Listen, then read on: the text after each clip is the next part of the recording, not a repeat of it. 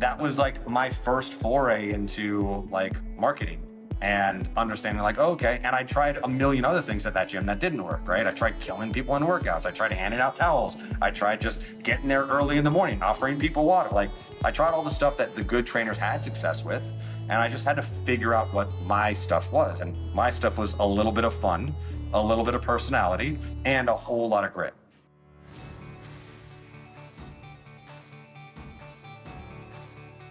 Today's conversation is with Evan Flock. Evan's bio is as direct as he is. A husband, father of two, and the co-owner and founder of Sessions Personal Training. As you'll witness, Evan's strength starts with his enthusiasm. In this episode, he shares his journey from completely starting his life over again following a stint in entertainment, to fitness, to founding and operating a growing number of semi-personal training gyms in Los Angeles. It's clear from the conversation how his experimental marketing approach has sharpened at every turn.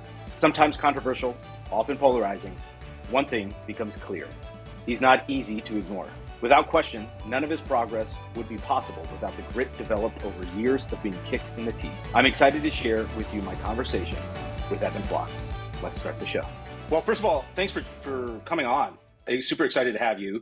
You've been sort of on my mind as I was coming up with this project because I've seen personally, having been a member at Sessions, sort of seeing the evolution, seeing both the evolution of the actual entity, but also the personnel and you yourself. I figured it'd be really interesting to explore some of the background, you being an Angelino, sort of what's transpired since its inception. But, to the extent that you're open, I want to push sort of wherever we can. And I hope to sort of walk out of here with, some information that I think an audience will appreciate about sort of the grit and tenacity I think you've had to display and exert, to get through some of the harder times. Before we sort of go through that, maybe give us a little bit of a background. Can you maybe break down a little bit about your past and sort of how you arrived where you are, and we'll sort of use that as a launch pad? Sure. Let's see. I mean, I got started in the fitness industry at, 12 years ago now.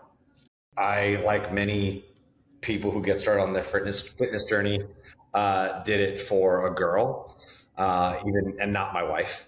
But even her fitness journey started because of a boy. And it kind of came into, it kind of fell into my lap by my entire life needing to be changed. And so I was dating a woman and we had a very tumultuous relationship, which is the nicest way of putting it.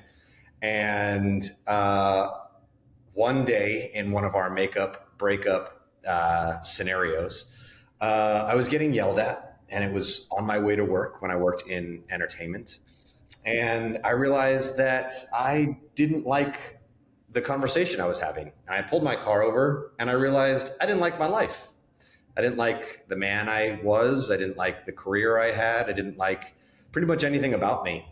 And I knew that this poisonous relationship, which was a 50-50 equal amount of poisoning, I don't blame her for it, was not going to change if it kept going the way that it was going. And I needed something to change. And so this was before iPhones allowed you to block phone numbers. And so I called AT&T and I was like, hey, I made up a lie. I was like, I have a stalker and I need to change my phone number.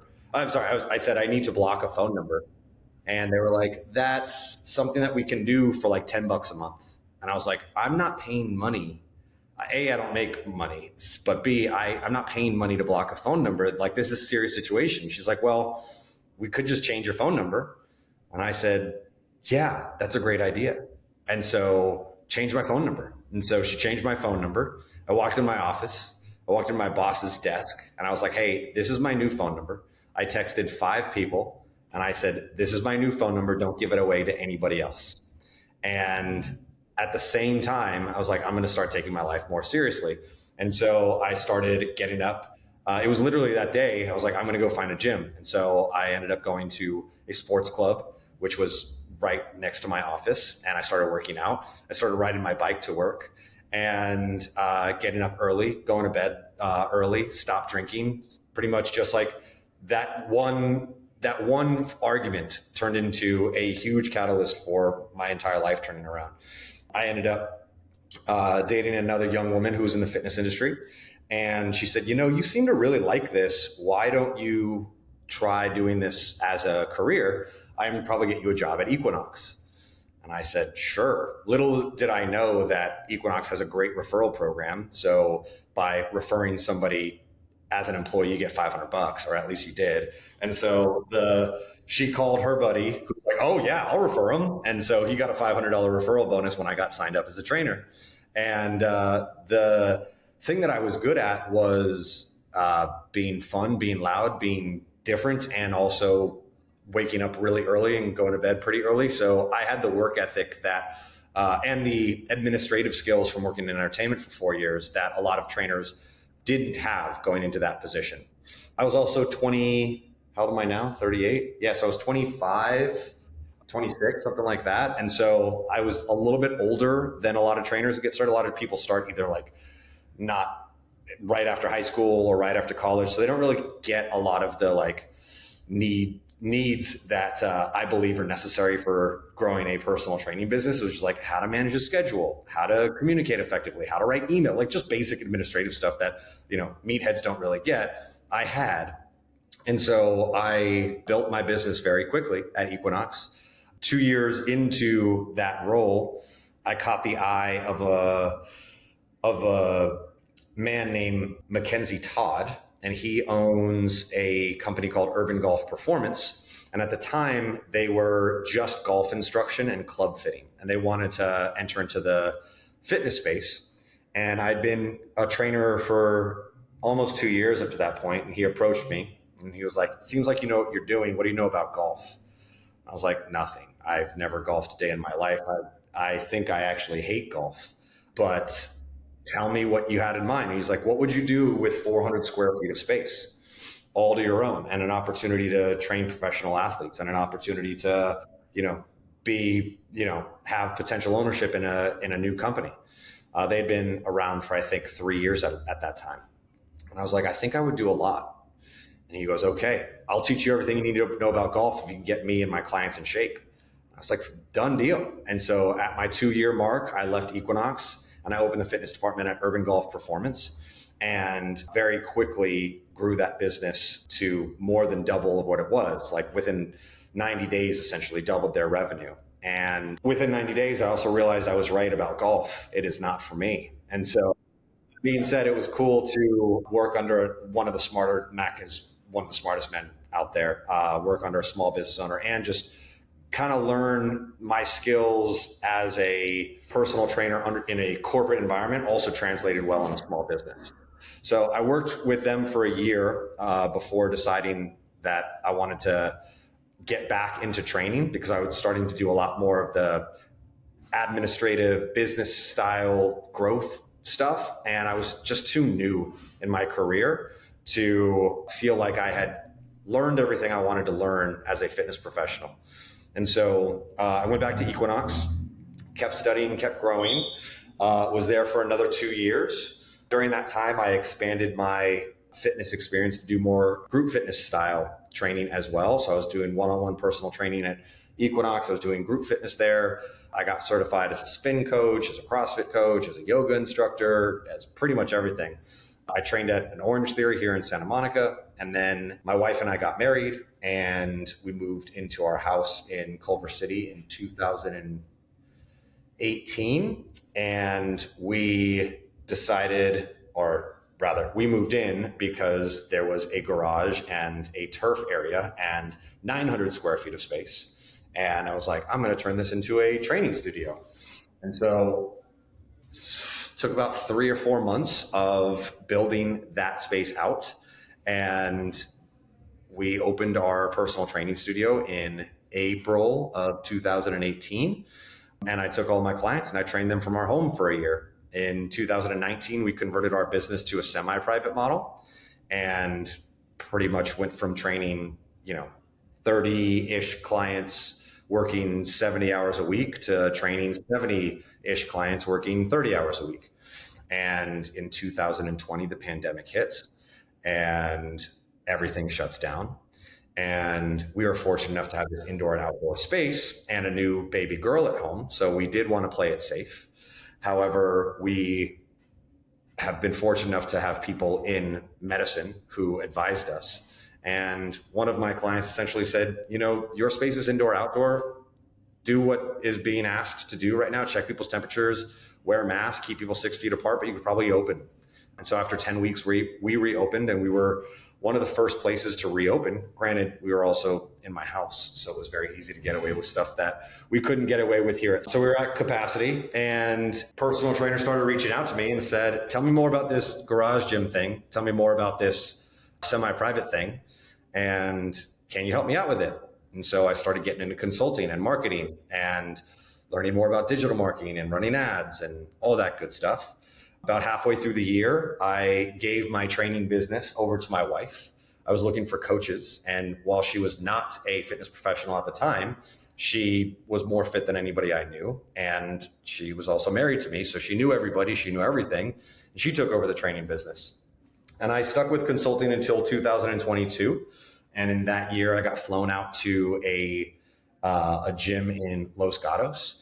And I saw this beautiful facility and these very smart individuals who their first business was not fitness. And I realized that the things I'd been teaching people or consulting with people didn't matter where they were coming from. Nobody was really doing it like we were doing it. And I just got motivated to start my own gym. So on my flight back, I started making a business plan for what would become Sessions Personal Training. And one day I was in my kitchen working on it, and one of our clients who had been with us since 2018 walked into our house and was like, you ever think about opening up a different gym? I was like, I am working on a business plan right now. And his name is Brian Galley. And he said, I'm your partner. And I said, okay, cool. And so Brian, his wife, Maria, and their project manager, Nikki Snipper, we met for a couple months, figured out the details. And within 3 months, couple meetings, we had our business plan locked in. And then in October 1st of 2022, the first Sessions Personal Training location was live. And that is my 12-year journey in fitness.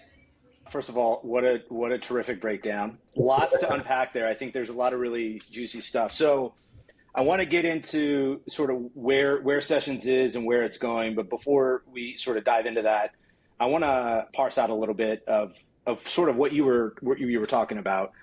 Before doing that, just for the benefit of the audience, when you say semi-private, break that down a little bit further. Share more about the distinction between not a group class and not an individual class. Yeah, the idea, we had a tagline at one point, which was, it's not group fitness, it's Sessions Personal Training. Not many gyms offer it. We didn't invent the model of semi-private personal training, but essentially in my garage gym, I was trying to find the balance of providing personal training results, personal training experience, personal training connection, care, and understanding of client, needs, wants, and goals, while sharing a space with somebody at the same time. As somebody who's done one-on-one personal training and worked with a lot of people with injury, I was a little concerned that the model would not work out, considering most of my clients were 55 and older. And as somebody who had done group fitness where, the model is 30 plus people doing the exact same thing, I was like, am I going to change the client avatar? Am I going to have to, what am I going to have to change to make this work? And so I started off slow by essentially doing partner training, and then very quickly went into 3-person groups, and then went into 4-person groups, and then 5, and then 6, and then 8, and then realized that 8 was where it felt too much. And so went back to 6, started refining the model, figuring out how to give individual attention in this small group, and realized that 6-person personal training was really where we were able to, or I was able to program for people on an individual basis, give that kind of higher energy, exciting group class style of training without taking away from the individual's needs and goals. And so semi-private personal training at Sessions Personal Training is groups of up to 6 people. and each person is following a fitness program designed around their needs and goals. At Sessions Personal Training, the programs live on a screen, so like a TV on one of our walls, and they know exactly what their workout is for the day. We don't reinvent the wheel when it comes to fitness. People still have to squat, people still have to do a bench press, but Marcus, if you and I are in the same session together right now, our workouts are probably going to be completely different. Unless we're the same height, same age, same exact goals, same exact pains and needs, all that kind of stuff. And so we deliver personal training in small groups because it still provides that higher energy experience while also delivering on that individual care and connection that, people are expecting from a one-on-one private personal training session. So I think that's super helpful because I think it becomes clear over the course of this trajectory how you arrived at that. But starting out, when you talk about the administrative aspects that benefited you when you transitioned over to Equinox from the entertainment industry, can you give us some examples of what you're referring to that helped you in that process? Yeah, I mean, I was an assistant in the entertainment world. So I worked at a management company, production company, and a law firm. And so I was, as an assistant, responsible for my direct reports calendar. I was responsible for our clients' calendars. I was responsible for communicating between client and agent, client and lawyer, client and manager, client, whoever it might be. So speed in that sense was very important to be juggling a lot of things at once, wearing a lot of hats, but also knowing that everybody is in place. And so it really helped me personally to essentially learn how to effectively manage a schedule for my own. When it was just me, it actually became a lot easier to be able to block time. It was like just me responsible for clients as opposed to me responsible for my direct report and my clients and their assistants and all these other things. So honestly, I think the biggest thing I saw people struggle with was time management. There's a lot to do as a personal trainer that a lot of people don't really recognize. Not really the stuff that many fitness professionals have to deal with. If they're in the group fitness space, you just show up, you teach a class, you make sure you have good music and that you're high energy, just show up and do a good job. But if you're trying to grow a business, which is what all one-on-one personal trainers have to do pretty much in this industry, it's a lot of time management. And that's just scratching the surface of what it means to provide people with excellent service. And so that's what I learned from the entertainment industry, so to speak. So what I think, I'm finding striking here is that the entertainment world's, for better or worse, pretty corporate in nature, generally speaking, right? I mean, you might be able to dress, you don't have to dress in a suit maybe, but you're having to service from a professional perspective. But each of those agents, even to some degree productions, are their own entity, right? They're their own business entity. So there is a entrepreneurial, enterprising component there that you're benefiting from as sort of an admin, getting behind the scenes look of how that's built, but you're also actually systematizing it and actually integrating a lot of those systems that they want into actuality, right? You're translating directions into actions. And so I guess, I think when I think of trainers, for better or worse, I've had my share of trainers, I've experienced trainers, and it's a little like when I go, maybe this is a bad analogy, I might be upsetting people, but if I go into Best Buy and I'm asking about electronics, you can very clearly tell who knows what they're talking about electronics, right? And so I've spoken to certain trainers and they say, do this or that, but it's not quite as thoughtful or thorough in sort of how they're approaching it.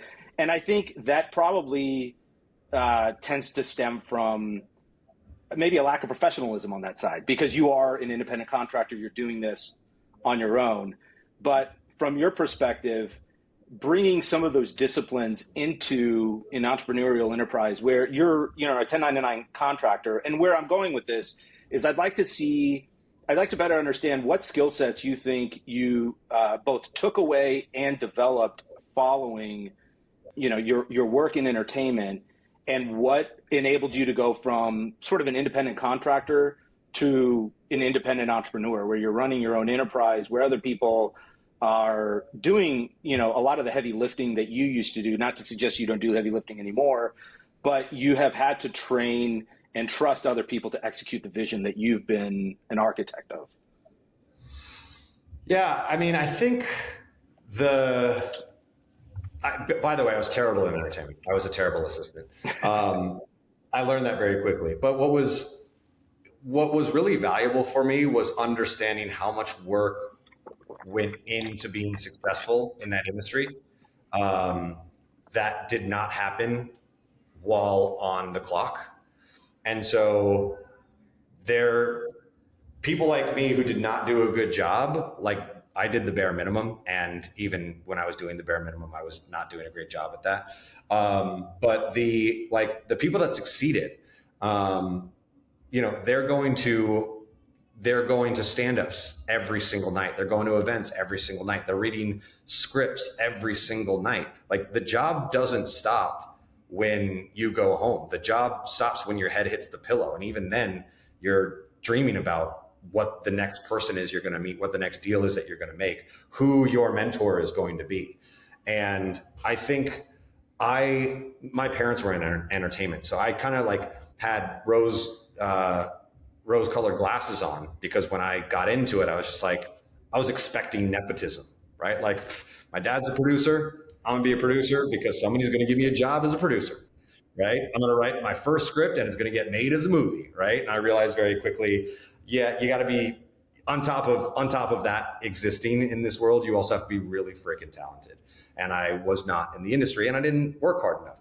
So it was nice to enter into fitness realizing, okay, there's a lot of stuff that I don't know. And my first day in the gym, that was my very first thought. I remember walking into Equinox and being like, I've never seen that exercise. I've never seen somebody do that.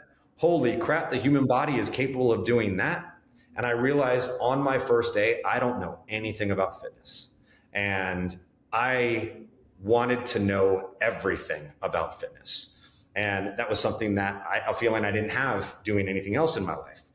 And so I, found the strongest trainer in the gym and I worked under him to get stronger. I found the most mobile guy in the gym. I worked under him to get more mobile. I found the guy who could do the best handstands and I worked under him to work on my hand balancing. I just kept staying interested in getting smarter and smarter and smarter in this industry. And the more I learned, the smarter I felt, which was great because I never really felt smart doing anything else. And what you see a lot of in the fitness industry is trainers will get pigeonholed in their style of training. And if they are huge, massive, successful, great at marketing, and they, really dive deep into that, there is an opportunity for being successful as, the number one power lifter at Gold's Gym, right? But that's a very rare situation. And what I found out very quickly was that the biggest, strongest guys at Equinox also had the worst businesses. And it seemed backwards to me because I was like, if I had a 12 pack like that guy, if I could bench press 500 pounds like that guy, if I could deadlift 1,000 pounds like that guy, everybody would want to work with me. And I realized that's not the case at all, right? Those people typically cared more about their own training, more about their own workout than they did about generating new business and figuring out how to attract people that don't look like them. And so guys like them or girls like them trained people that looked like them, that wanted what they had. And in a place like Equinox, that's not really great. In a place like Equinox, where most people are just trying to feel better, move better, and as a consequence of those two things, look better. Yeah, you need somebody who knows how to help people get out of knee pain every now and then. You need to know somebody who cares about not having 3% body fat, but just waking up in the morning and not having their back hurt. And so those were the things that I recognized very quickly was, I don't know how to be that guy. And my conception of fitness is just how do I look good naked?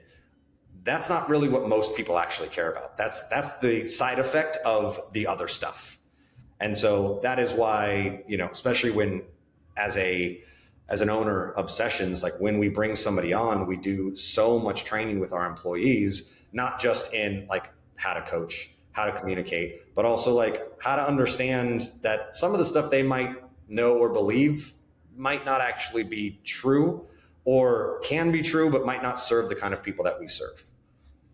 So, there's two sides of the business that I think really are special about my own experience with sessions and knowing you. One is your ability to develop business. And it sounds like you grew your business quite a bit at Equinox.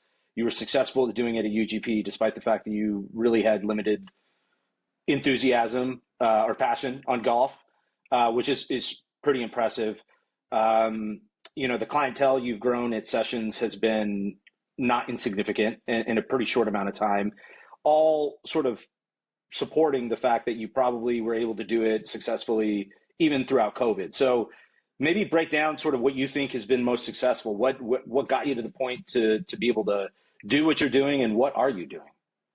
I mean, I know you've talked a little bit about your writing and sort of documenting that journey, but you stressed that that's a skill set that you think has helped keep the train moving. Yeah, I mean, I think I actually didn't touch upon this earlier, but one of the benefits of working in entertainment is eating shit every day and getting your teeth kicked in every single day, and just like really learning what it's like to have grit. And I think when I was finally in an environment where getting my teeth kicked in had its benefit of, learning something new, helping somebody new, getting your first sale, getting your first 1,000th sale. Like every time I was met with adversity, I was also like given an opportunity to win in some way, shape, or form. And so I thank entertainment for that, because there was no win for me when I was eating shit and getting my teeth kicked in the entertainment world, but there was in fitness. So it taught me the grit that I needed in order to keep trying stuff. And the benefit of also walking into an environment where I realized like, oh, I don't really know anything about this industry, was that everything was new, everything was exciting, and every day was an opportunity for me to get better. And so I think those two things made me successful, which was learning that, with every 10 losses, there's a win. And so you just keep losing. And it made me pretty relentless when it came to marketing and sales. I feel like most people enter fitness, and if they want to be a personal trainer and they're not considering going online, they don't have a good referral network, they'll get into a gym and they imagine, hey, everybody's just going to want to work with me because I'm the best and I'm fun and blah, blah. And then they realize the job is not being, as we talked about earlier, the job is not being the strongest person here. The job is communicating effectively with people, being there 14 hours a day, knowing how to take no without getting disappointed.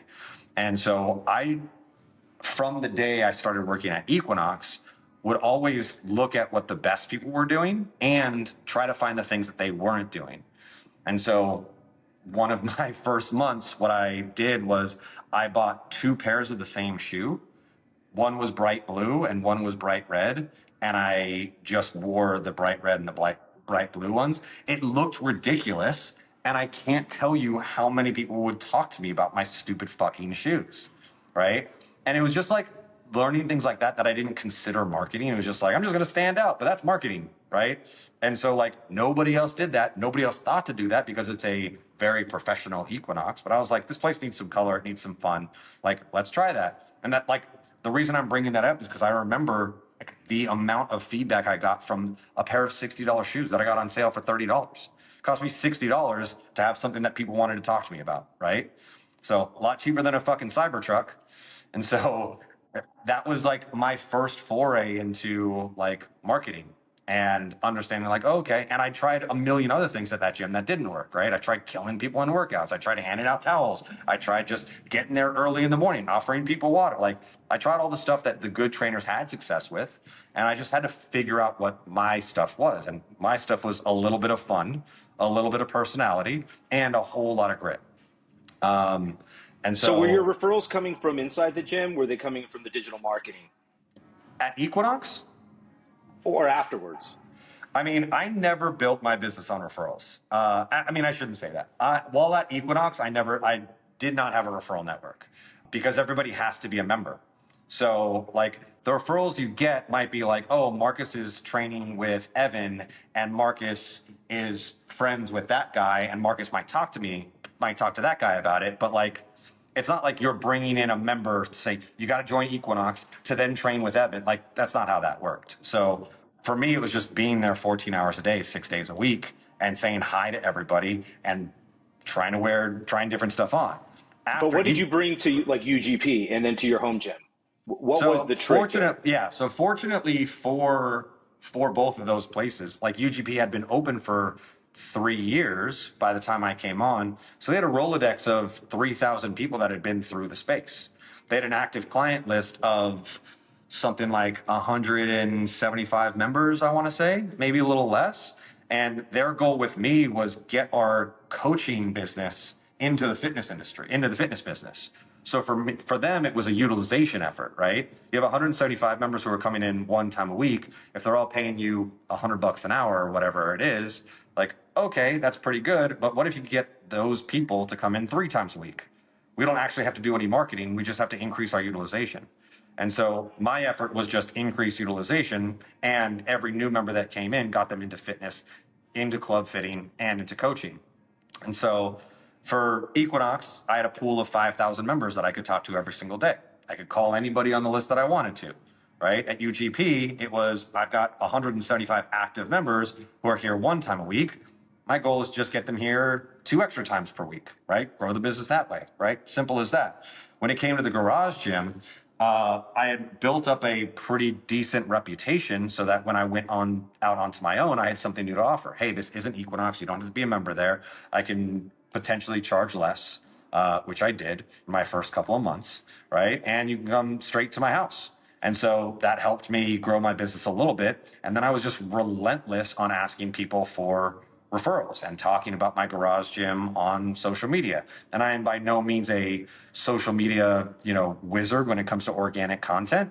But I, just posted every single day. I always called my friends. I always called, like, I am one of the things that my partners recognize I'm good at that is hard to get our employees to do is like, if you walk in the door tomorrow, Marcus, I'm going to say, hey, how are you? Who are you bringing into the gym? Like, I have no shame in asking you for a referral. And like, if you like this place, you should have no problem being like, let me think about somebody. Like, pretty easy, but it's hard to get people to ask, especially when we're doing something that we know changes people's lives. Like, I don't want to ask when they're already here. And like, it's a hard thing for many people to do. It's never been hard for me. And so when it came to the semi-private model, I had a lot more capacity. I had a lot more opportunity, but I had a much smaller network. And this is when I started getting into digital marketing from a advertising standpoint. And so again, the way that I decided, hey, I'm going to try blue and red shoes, right? And see how that works. That's how my ads work, right? I tried photos. I tried changing up the copy. I tried videos, and I just like kept figuring out that the more personality I displayed, the like better my results were, and also the worse the comments were. But the more polarizing our message, the better results we ended up getting. And so with our digital marketing, we've always leaned into that kind of stuff. So with Sessions, our best ad to date that we ever ran is me just walking onto frame and saying cardio sucks, right? Like, that's the first sentence, and it got us more leads than any other ad has ever gotten us. And it's also gotten us more negative feedback than any other ad has gotten us. And the thing is, like, if you agree with that statement, you're going to be like, I got to listen to what this guy has to say. And if you disagree with this statement for whatever reason, you're going to want to comment angrily. This guy doesn't know what he's talking about, right? Either way, you're helping me out. Like, the worst thing you can do is ignore me. And so I always try to find that balance of like, is this guy crazy? Is he at least a little funny? Is he at least giving me a little bit of value? Or even if it's not, hey, I'm gonna sign up for this guy's gym. Even if it's just like, I disagreed with that, but it was funny, I'm okay with that, right? And even better, I disagree with that, and I'm gonna comment and let him know how much of an idiot I think he is. Thank you so much for engaging with my content, because that helps me tremendously when it comes to content engagement, which is why negativity really fuels social media in general. That's how the algorithms work. Were you active on social media beforehand? Not organically. So like posting every day wasn't really my thing. Like I would post on my stories, but I never felt like I just saw how much good stuff was out there. And I always felt like, why would people want to come see me do a deadlift when my deadlift is 300 pounds, but that guy is deadlifting 3,000 pounds? Why would somebody want to watch me do a pull up when you can watch a girl in a bikini do a pull up? Like, why would you come to me? And I always had that, and this is just my own shit, right? Like, I just had that in my mind. I was like, my organic stuff's not that good. And also from a personal training perspective, like, I don't care about me enough to talk about me on social media. What I care about is my clients. And so like the only time I'd really post is like celebrating client wins or celebrating their birthday or talk about my family. Like the organic stuff, the way that you see personal trainers do it, which is like every day, here's my workout of the day. Here's my shake. Here's my like nutrition plan. Like I think there's a lot of ego behind that I don't have. However, when it came to running ads, where I'm asking you who don't know me who see my face for the very first time, I was like, I'm going to say whatever the fuck I can to get your attention. Right. And so as rude as that might be, like I have to get you to stop. Right. Now, is this a personality you take on, or you think this is just part of you? A persona? Yeah. It's both. Yeah. Yeah. I mean, I can see that. Yeah. Like I care a lot about people's shit. Right. I care enough to know, and this is why we do personal training instead of group fitness. Like if you come in and you've got something going on with your knee, like when you leave, what you don't know is that I'm researching knee stuff. Right. Yeah. When you leave, I am doing everything I can. And so that amount of care towards somebody else allows me to also be as aggressive or funny as I want in the public eye. So and so Marcus, you've got a knee thing, right? You're going to leave and I'm going to do my research and then I'm going to come back and I'm going to be like, hey, you're going to do this exercise and we're going to try this out. And oh, your knee gets better. And then my attitude is going to be like, see, it wasn't that hard. Quit being such a baby. Right? I took care of you while simultaneously I'm making this fun, I'm making this light. And that's what like the core of my personality is, which is like, I want you to know that I'm going to take care of you while simultaneously I'm not your fucking doctor. Like I don't need to pretend that this is like I'm saving your life. I'm just making sure you're having a great hour with me. So I want to talk about that. I'm glad you brought this up because, in full disclosure, I've had experience at sessions and have witnessed a number of things. But one thing that stood out, first of all, I'll just say, going back to the Best Buy sort of analogy, I've had trainers tell me things that inevitably became wrong. I've worked out for the better part of my life. I've been an athlete. I have some knowledge of the gym. I'm not purporting to be the best, but I always have some form of justifiable or not skepticism about what I'm being told. And so I don't think I'm an easy sell, but without exception, every one of your coaches won me over. And it wasn't, from one day to the next, but from week over week, it became abundantly clear they were all cohesive about how they were addressing challenges that individuals were facing, and not trying to put a square peg into a round hole, right? And so I think that is an outcome of the priorities you've set, the vision you have, something that you've probably been developing over many, many years, not just from Equinox to UGP to your own gym, but all throughout that in sort of defining what your approach is. In fact, I would probably even bring it back to that lightning moment where you changed your phone number, right? To some degree, it was how you do anything is how you do everything to some degree. And I'm curious, what's your hiring process, right? Because I think there's a lot of trainers out there that are also doing their own self-promotion, that are trying to be employable to some degree, but you're bringing people on to be part of a vision that has to connect between whether you're taking a morning class in one day and an evening class in the other, and you have very different coaches. The experience is going to be somewhat parallel based on how you're setting this up. So I'm curious if you could just talk to me what your hiring process is. How do you keep those standards high? what are you using to identify the specific workouts for each individual person? What homework goes into that? If I'm being absolutely honest with you, our hiring process is a bottleneck in our business. We don't have a good hiring process. That is unfortunate because it takes really good people to help really good people. We have just gotten really freaking lucky. So our first hire ever was a young girl who walked into our studio when we were thinking about needing to hire another trainer. And she had her resume in her hand and said, "Hi, I'm Carissa. Do you have an internship? I just got certified as a personal trainer yesterday." And I was like, "I don't, but I'll make one for you." And now she's a lead coach and she's been with us for almost 2 years, right? Carissa's awesome. And if you look at her on paper, like girl who just started, who just got a certification, which you can get in a weekend, 24 hours ago, how could you hire somebody like her? The thing that she showed me the moment she walked in the door was grit. Like she walked in, she was ambitious, she was friendly, and also, quite frankly, we knew she had so much to learn.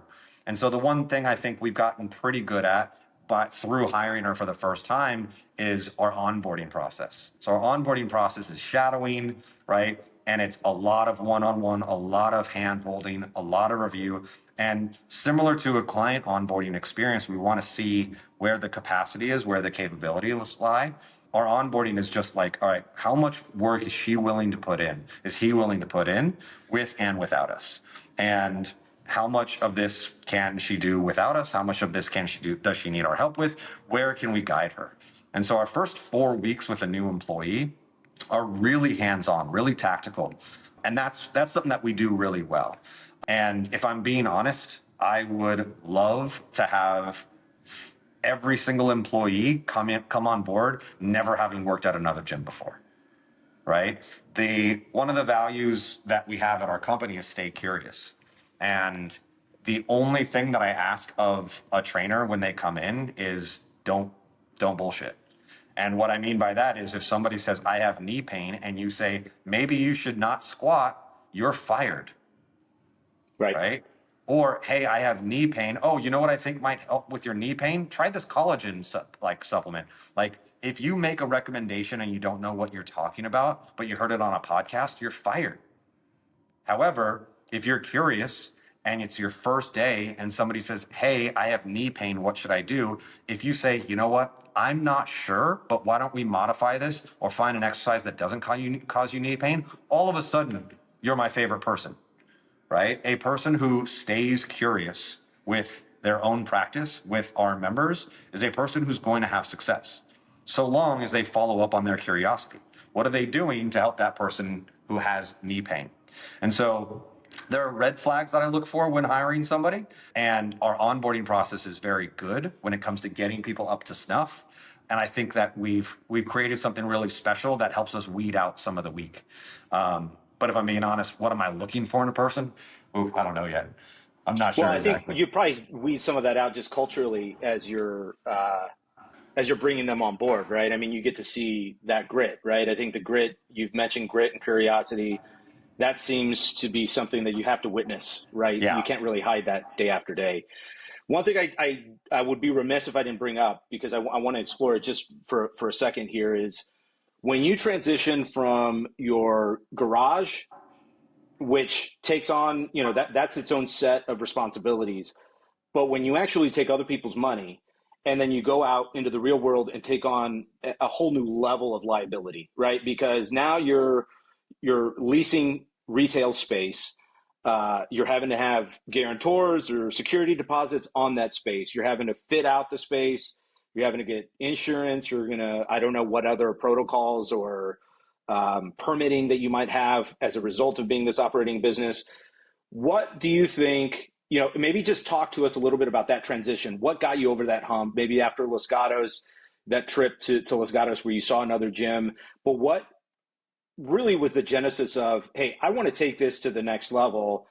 And what was your mindset during that time frame? If you could go back and give yourself advice at that time, what would you tell yourself or other entrepreneurs that have some basis of knowledge now that want to go into that next step, that are fearful, about taking that jump over the chasm and going out on your own, putting your own flag out? What feedback would you give them or your younger self if you could? I think I spent a lot of time in the beginning of my fitness career having imposter syndrome, but self-recognized that I just didn't know what I didn't know, but I could figure it out, right? So I had faith that I had the skills to figure the stuff out, which was good. And I also saw stuff that I did not know. So it's the difference between known unknowns and unknown unknowns, right? Yeah, exactly. And so in the beginning, my imposter syndrome was like, I'm not good enough, but every single day I worked at getting better.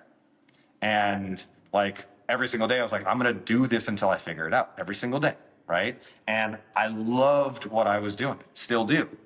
But that left me after my 4th year. Like once I was established, and I was like, I've set records at this club. I've done this at multiple facilities now. I've helped other gyms do it. Like it's not just a one-off. I didn't just get lucky.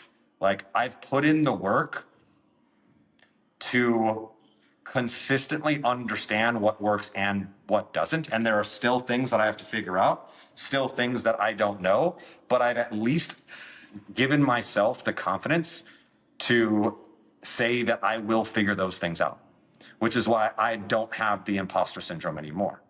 And so when it came time to open up sessions, I was just like, whatever I don't know, I'll figure out. Like I didn't have any doubt or hesitation that it was going to work. And that doesn't mean that things still don't work and things still don't break and we still don't struggle. And it's just, picking daisies every single day. Like we work our butts off. We struggle still, but we still grow and we still learn every single day. So I just didn't have any fear that I wasn't going to be able to do it.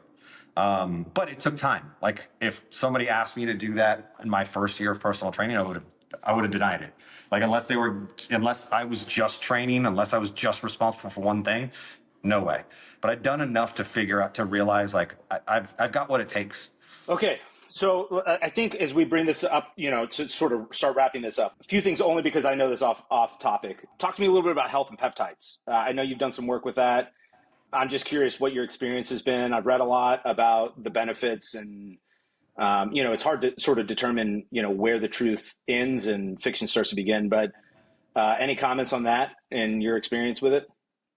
I've had great experience with it. I guess the best advice that I could give is work with a hormone specialist or a doctor, figure out what you are deficient in, and then take the drugs that make you less deficient in those things. I think that's the best thing for me to say within my scope of practice. What have you found to be beneficial? I mean, what are I took two different growth hormone peptides, which made me really big and strong in 2023. I gained about 18 pounds of mass. Probably half of it was body fat. The other half was muscle mass. But I looked like a football player. I was big. I was strong. I was feeling good. I was energetic. It was awesome. And then I took compound semaglutide at the start of this year, which is the compound found in Ozempic and Wegovy, which is also a peptide, a different type of peptide, a GLP-1 receptor. And then I lost 39 pounds from the start of this year to where we are today. So I have great things to say about peptides. I have great things to say about GLP-1 receptor agonists. And we could do 10 podcasts on my experience with peptides. If I'm being honest about my scope of practice, it's talk to a doctor. Fair enough. I just wanted to get your take on that. Yeah. So look, as we wrap up, I've seen sessions grow. I know that you opened up another practice elsewhere in Santa Monica. The other one being in Venice Marina area. What's your future? What's your next project? What are you looking at? What's your vision of sessions? Into the future. Depends on how long our timeline is. Realistically, I want to perfect our model. I want to live up to the promises I want to keep the promises that we make to our members and provide an exceptional experience that people can't find elsewhere. I want our brand to be recognized as a force within the fitness industry and the thing that people either go to first or go to last and stay with forever. So I know that's big fluffy stuff, but we get a lot of those people already, which is they've tried one-on-one trainers at so-and-so and they found their Best Buy salesman who doesn't know what they're talking about, but they still paid them $135 an hour for bullshit, right? They've tried CrossFit and they've gotten hurt. They've tried other group fitness environments and they've seen some results and they've plateaued. And so I want us to be the thing that people miss when they can't come to us anymore. And I think we have a little bit of work to do on that still as the brand stands. And we are actually on our way to launching some pretty cool stuff in the next 6 weeks. From a longer timeline, I want to have 10 locations in Los Angeles. And then I want to sell it for a whole bunch of money and go retire, just like everybody else. Of course. So it sounds like there was a little bit of serendipity in your partner structure, but I'm curious, what have you having that experience with a partner, what are your takeaways from that? I mean, you may or may not be with that partner. I don't need to explore that, but what are some of the benefits? What are some of the challenges that would make either you or him a better partner in the future for the sake of sessions?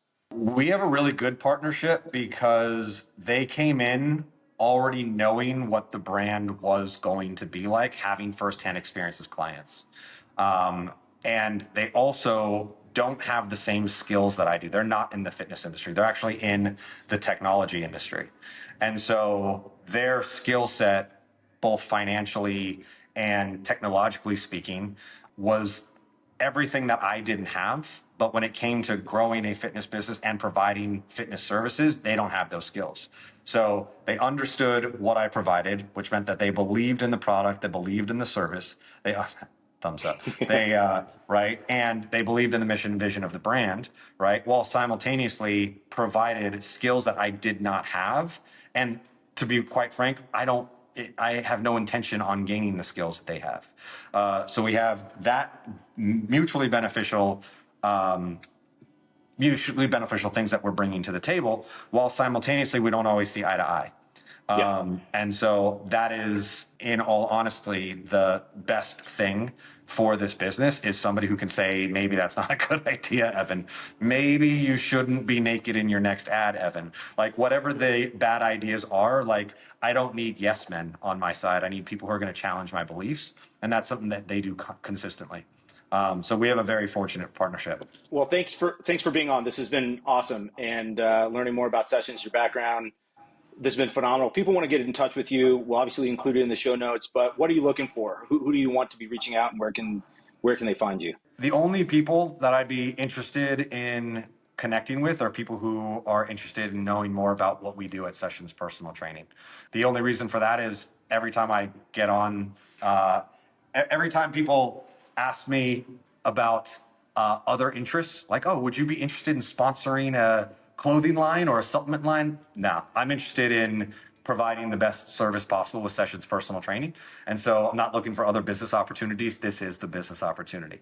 That being said, if you're interested in seeing what Sessions Personal Training has to offer and if we're the right fit for you, definitely want to hear from you.